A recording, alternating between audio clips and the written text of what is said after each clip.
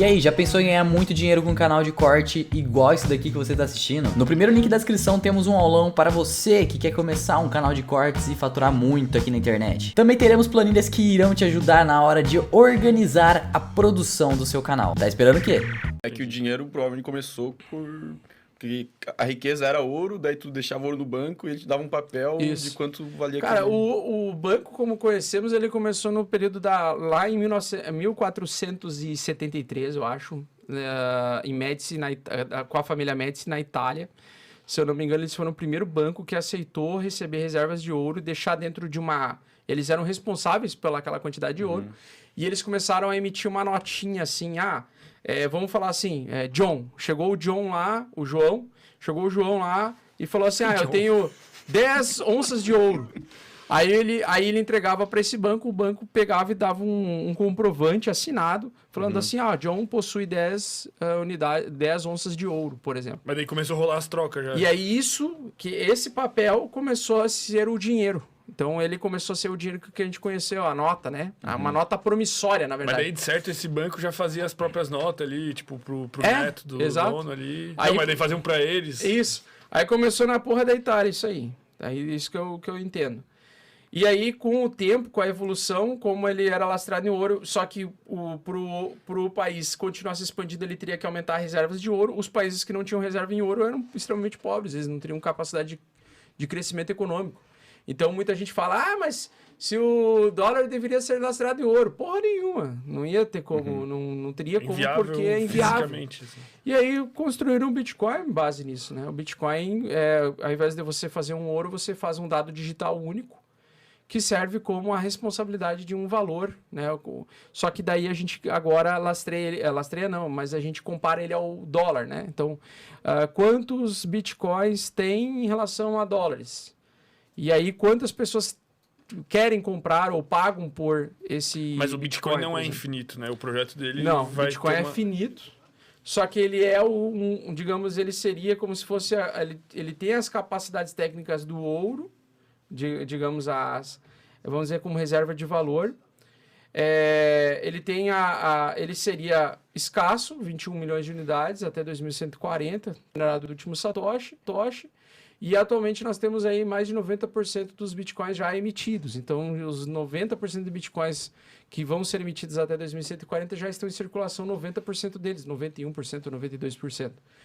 Porque a cada 4 anos vai reduzindo essa oferta de novos bitcoins, que eram recompensas que são pagas para pessoas que dão máquinas e processamento computacional para a rede poder fazer a validação das transações, e eles recebem em troca esses dados digitais, né? Eles recebem como recompensa hoje 6,25 bitcoins, por exemplo. Que lá no início era 50 bitcoins. Então, lá no início era 50 bitcoins, a emissão era bem mais rápida, emitia muito mais bitcoins a cada 10 minutos. Agora é bem mais lenta e ela vai reduzindo até 2140. Tá.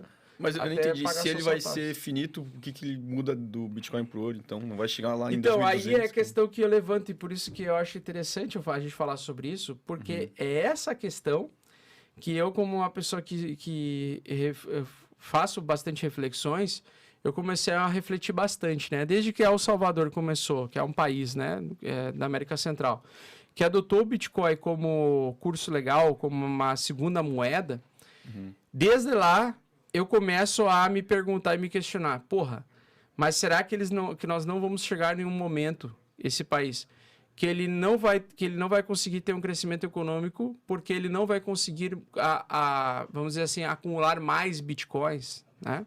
Mas aí a gente tem que entender que o Bitcoin ele vai até a 8ª casa decimal, e a gente fala hoje o Bitcoin é 200 mil, mas um dia talvez o Satoshi, que é uma fração de 0,00001 Bitcoin, ele tem algum valor, ele hoje em dia não teria um valor, né? Tipo, tu vai dividindo, fracionando o valor. Entendi. Tipo, vai ser um centavo, sei lá. Exatamente, 1 centavo, depois $1, talvez, enfim.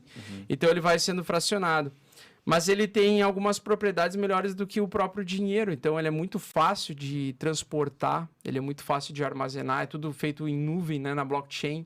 A blockchain é onde faz o registro de todas as transações, é onde ele certifica, esses bitcoins aqui são da carteira tal, esse bitcoin é da carteira X. Quem que inventou? Tipo, não tem atribuído assim exatamente Cara, dizem uma lenda, né? Dizem que alguns desenvolvedores, assim, que já estavam atrás de desenvolver um dinheiro digital, tipo o Nick Szabo. Tem outros aí, tem o Mas é meio surreal, tu não acha, pô? Tipo, porque, sei lá, ali o desenvolvimento... tem uma reserva em ouro, tu ganha um papel, vai se desenvolvendo. Não, mas daí vem uns malucos que falam, não, vamos fazer uma moeda 100% digital. Sei lá, é uma ruptura, parece, né, na história. Sim, eles fizeram isso depois do crash do subprime americano, né? Então, eles criaram essa moeda digital que... Cara, eu digo assim que ela é maravilhosa porque ela foi construída com todas as características e regras já pré-estabelecidas. E muito bem pensadas. E imutáveis. E ela até tem um pouco de mutabilidade que, assim, algumas pessoas do Bitcoin Core que desenvolvem ainda aperfeiçoamento da rede do Bitcoin... Esses caras, eles ainda propõem, às vezes, alguma coisa para a comunidade, e aí a comunidade precisa ter uma aprovação, acho que de mais de 99% dos mineradores tem que aprovar a atualização. Mas quem são esses caras? Pô? Como assim? São desenvolvedores, porque o Bitcoin Core ele é um programa de código aberto. Então, ele pode ser copiado, clonado... Se eu quiser criar um Bitcoin hoje, eu vou lá, pego... Sim, tu copia e cola e cria a mesma estrutura. Só que ele não vai ter a comunidade, não vai ter o CC de desenvolvimento, né? Então ele é um código aberto e aí os caras que conheceram o Satoshi Nakamoto, ou que tinham o contato com ele, eu digo conhecer porque ninguém sabe quem é, mas conhecer no sentido assim, eles tinham um contato no fórum, né? Com o Satoshi Nakamoto. Tem uns caras que se auto-intitulam, né? Tipo, tem uns... Eu inventei. Tem o Craig Wright, ele falou que criou, mas é mentira. E aí... Cara, muita gente que segue, acompanha e mantém vamos dizer assim, a rede. Então, o Bitcoin hoje ele é composto pela rede de mineradores e pelos desenvolvedores ainda do Bitcoin Core, que são pessoas que propõem a melhorias e atualizações, só que ele tem uma comunidade muito fechada à mudança. Então, o Bitcoin, para você fazer uma mudança, é uma coisa muito debatida. As atualizações acontecem, mas elas são muito debatidas, precisa de uma aprovação de grande parte aí dos validadores da rede, e tem que ter um consenso, né? Eles chamam de consenso. Mas o código determina que tem que ter aprovação ou tem que ter aprovação por... Não, o código determina que precisa. O código determina que precisa. Pô, é impressionantemente bem feito, né? Exatamente. É tudo bem feito, pensado assim para ninguém poder dizer assim, eu sou dono do Bitcoin e eu vou mudar do jeito que eu quero. Que loucura, Porra nenhuma, não consegue. Tá, mas ao mesmo tempo isso é uma vantagem boa, mas uma desvantagem de não conseguir mudar muito conforme o mundo vai mudando, não sei. Talvez seja até por isso que dizem que o Ethereum vai passar o Bitcoin. Em algum momento. Porque o Ethereum ele tem mais usabilidade. O Ethereum, vamos dizer assim, o Bitcoin seria como o ouro, né? Ele tem aquelas propriedades imutáveis e aquela característica de reserva de valor. Mas o Ethereum, ele tem com os contratos inteligentes, com a adição de contratos inteligentes aí proposta pelo Vitalik Buterin, que ele fazia parte... O Vitalik Buterin, o criador do Ethereum, ele era da comunidade do Bitcoin Core.